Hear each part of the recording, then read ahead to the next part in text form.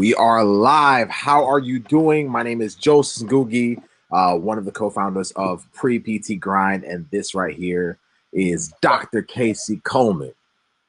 Tell him, Doc. Tell him. Oh yeah. My license number just came in. I graduated earlier this month in August. I've been waiting for that number to come in, and I checked today because I check like every day, and boom, I was like, wait, is that it? No, they can't be it. So hey, I'm licensed. I'm licensed to heal. I guess I should say licensed to heal. So it feels good. It feels good. Officially ready to hit the road. So perfect, man. Congratulations. That's a big accomplishment. And you listening, you're gonna get there. You're gonna get there with your doctorate degree down the line. But first things first, of course, as a pre-PT, it's time to get you into PT school, and then we go from there. So tonight's topic is not going to be a long topic, but one that I believe is going to be very valuable for you to hear. And the reason for this topic in particular is primarily because as a platform with Pre-PT Grind, one of our primary visions and purposes behind what we do is to not just get you into PT school. So obviously our purpose is to get pre-PT students into physical therapy school without wasting time or money. That's part of our purpose.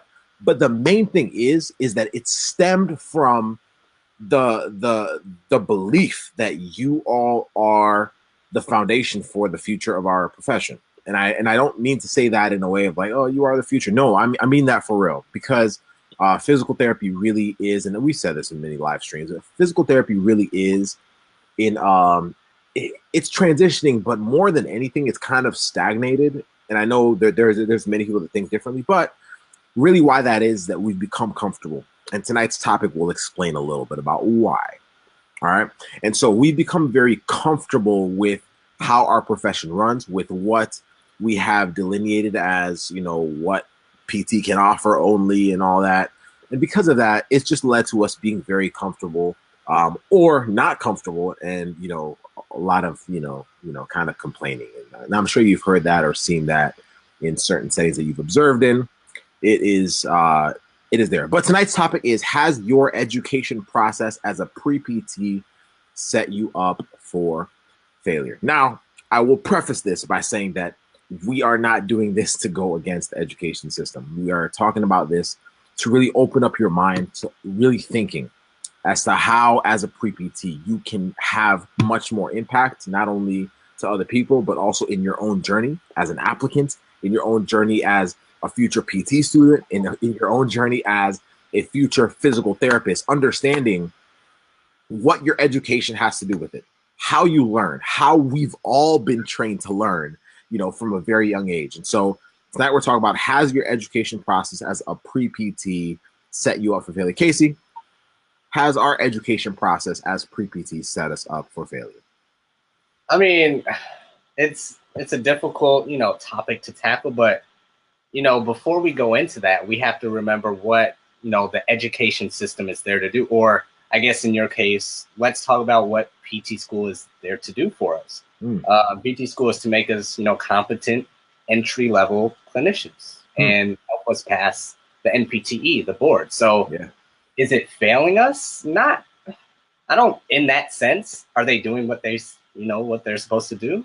Technically, yeah, they're preparing you to, enter the workforce at a competent level, and they're preparing you, giving you enough information to pass that board exam in order to get that license number I just talked about.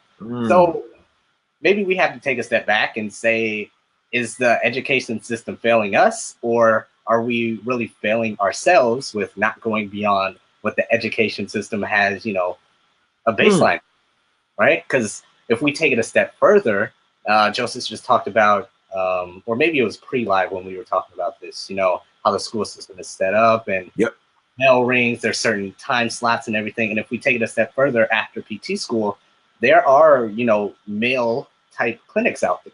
And if you're just doing what the education system or what PT school has planned out for you, you can fit into that, factory system type structure that some PT clinics have out there for you.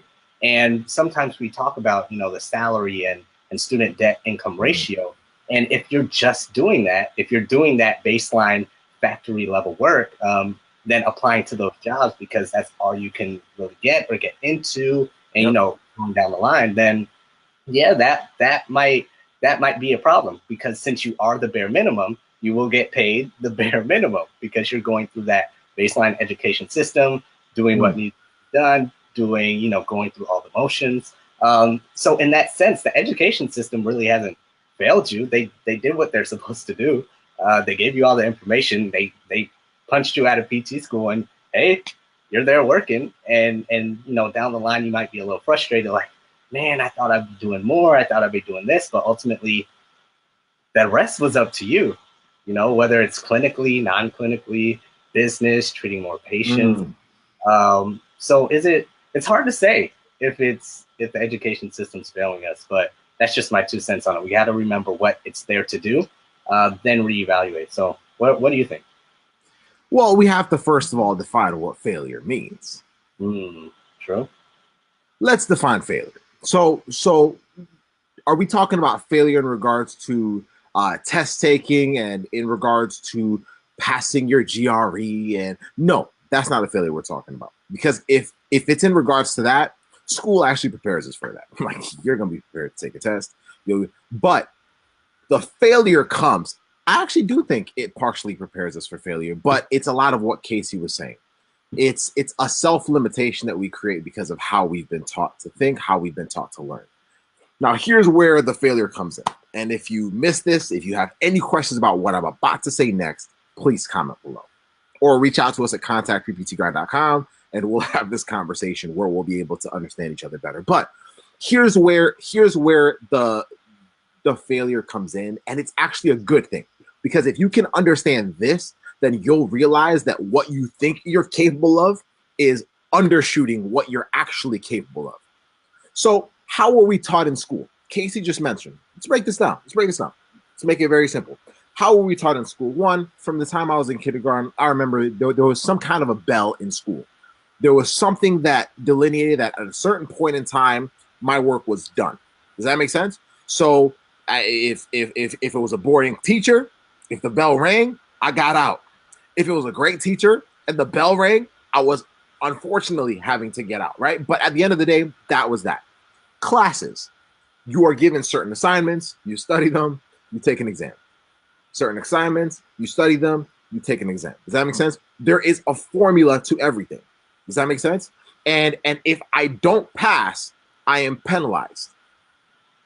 Ooh, I'm about to go in, y'all.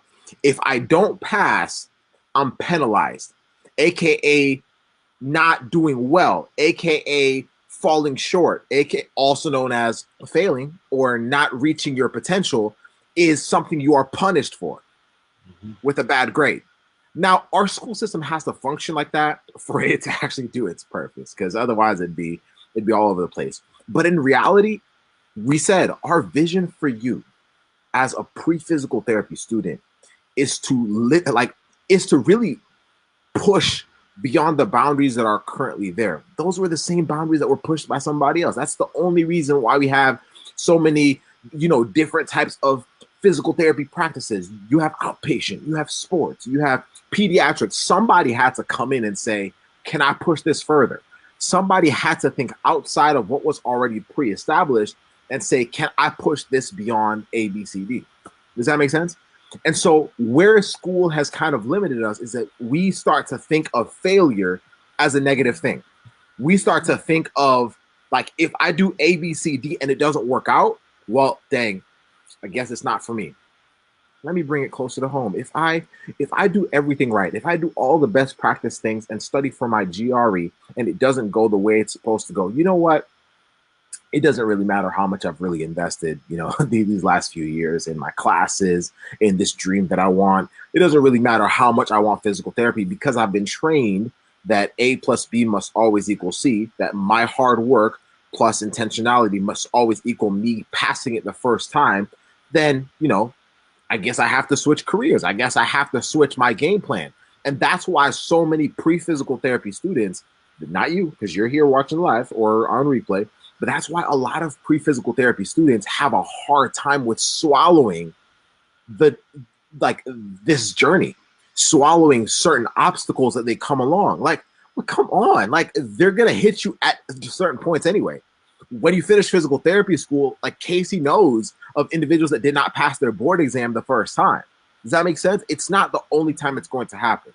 But the honest truth is this: in understanding that the education system does only one thing, and that's prepare us for obviously being entry level physical therapists, preparing us to be, diligent and, focused and understanding the structure. It does not prepare you to be the change agent for physical therapy. It does not prepare you to understand how to master and persevere through the obstacles that are going to come your way, even when you do things the right way. I had a call with somebody recently. They were not in the physical therapy profession, and they were taking a standardized exam some time back. I'm not going to give their information just because I want to keep this pretty basic. But if they're watching, you know who I'm talking about. And so they are not in the physical therapy profession, but they took a standardized exam several months ago. They did not do well. Then someone they know is one of our students reached out to me and said, "Hey, Joseph, would you be able to get on a call with this individual?" And I said, "Sure, for sure. No problem. If someone's important to you, they're important to me. Let's do it." So I get on a call. Their mindset was changing. We had worked on a few things. And at that point, because of how we've been taught in school, you would have thought, well, this is a guarantee. This is a lock. They're going in. I spoke to that individual the night before they took their exam. They were excited. They said, tomorrow I'm doing A, B, C, D. It's game over. Like I was hyped for them. They did not pass. They sat for that exam. They changed how they perceived it. They even changed how they studied. They worked so much harder, and they did not pass. And so it was interesting. I was informed shortly after the exam, and I remember I was here. I'm currently in the clinic right now as we're recording this. I was in here. I saw the notification come up on my computer, and I'm treating patients. And y'all have to understand, like, Casey and I love what we do. Casey and I love mentoring y'all. So when something like that happens, I actually feel it. Like it's almost like it's one of my own, right? I actually feel it because I was there with you. Like we're like, yeah. So I felt it. It kind of threw me off. It threw me off because I was like, man, like I know how much this means to that individual. I know how much they're pushing towards it. I know how much they're working for it. And so I sent them a message. I said, we'll get on a call tonight when I'm done. So we got on a call. It was a Friday, and I was still in this office. We get on like a video call, and I sit there and understanding that it was hard to rewrite what they had been taught to think, how they had been taught to think because of how we're taught in our education system. I said, here's what I want you to do. I said, first of all, the feelings you're feeling are real. Like it absolutely like it's tough to go through that. Let's not discredit that. Let's not discredit how much it hurts to have invested so much and just not have it go the way you wanted to. So, but then I said, do this. This next week, I want you to take 1 week off. I don't want you to go back to studying. I don't want you to go back to, because that's the temptation. It's like, shoot, I got to do it again. I was like, I don't want you to go back to studying. I want you this next week to make a list. I'll give you 7 days. Make a list of all the things you did well. Make a list of all the things you did right this time around. You've taken this exam before. Tell me all the things you did right. Your score didn't really change that much, but what did you do right this time?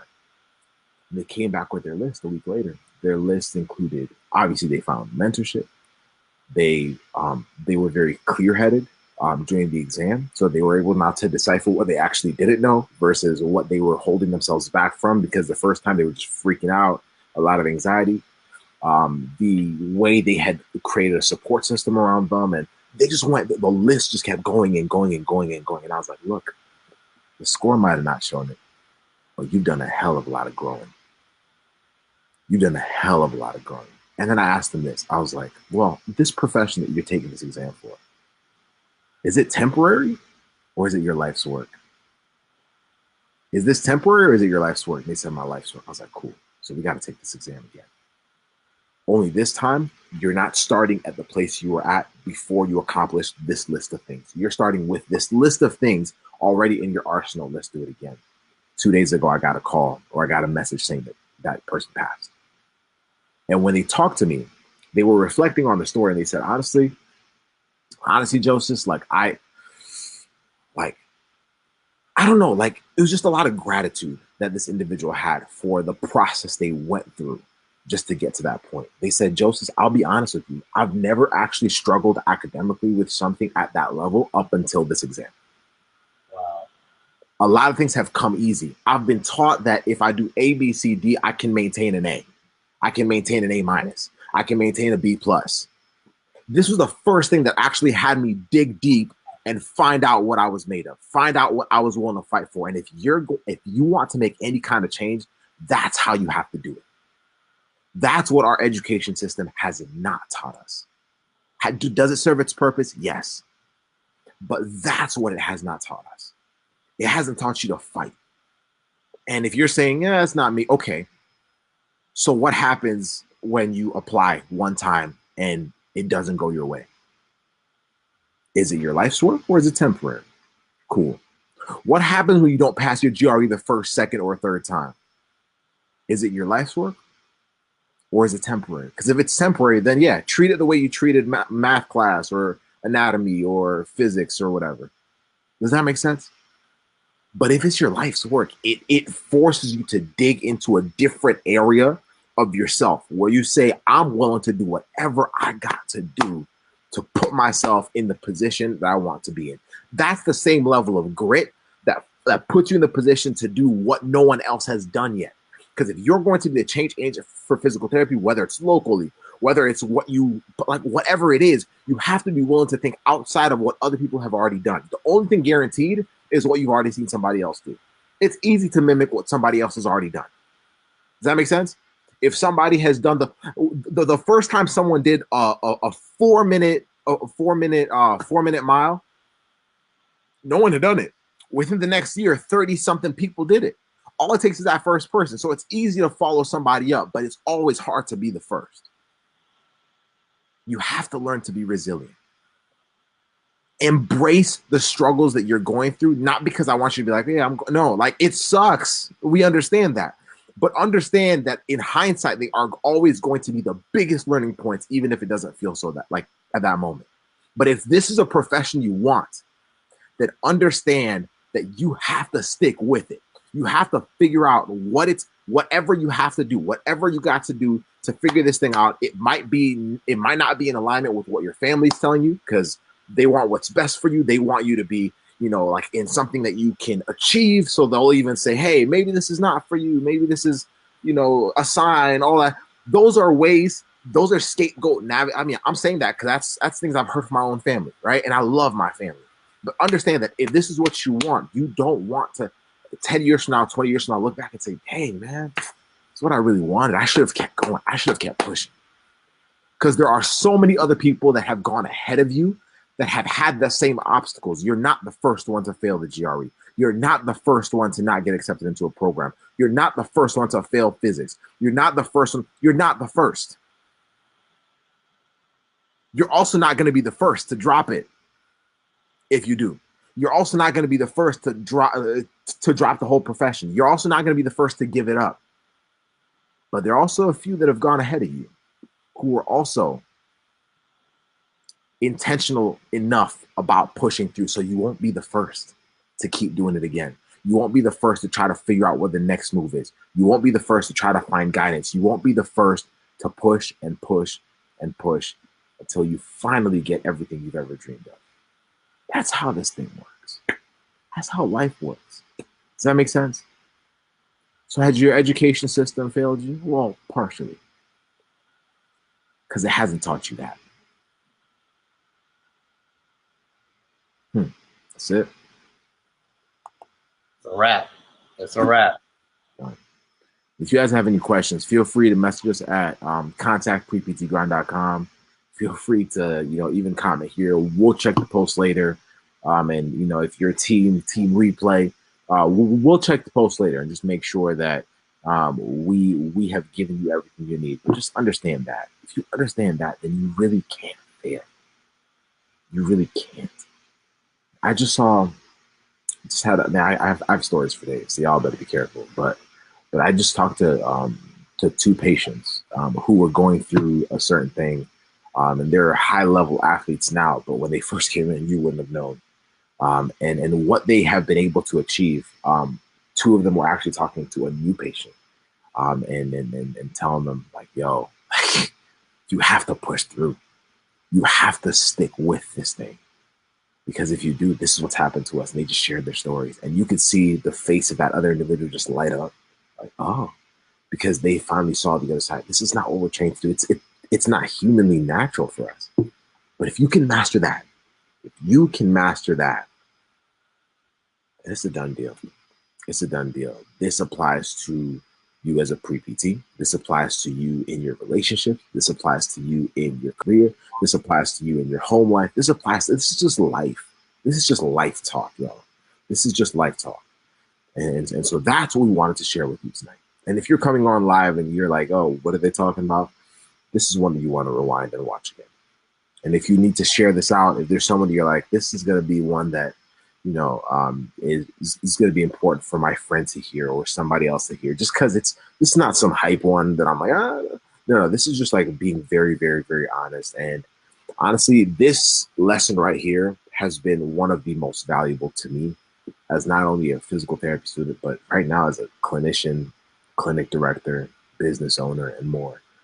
And right now, if you can master that as a pre-PT, you'll be ahead of many, many, many clinicians, and you haven't even started the PT journey yet. So that's it, y'all. Just have a great evening. We'll see y'all next week on another Pre-PT Chat Live.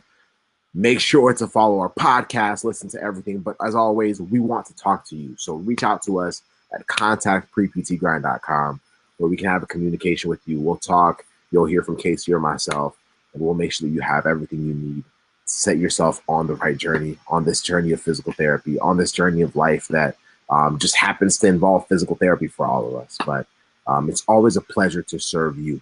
It's always a pleasure to serve you. Have an amazing Thursday. We'll see y'all next week.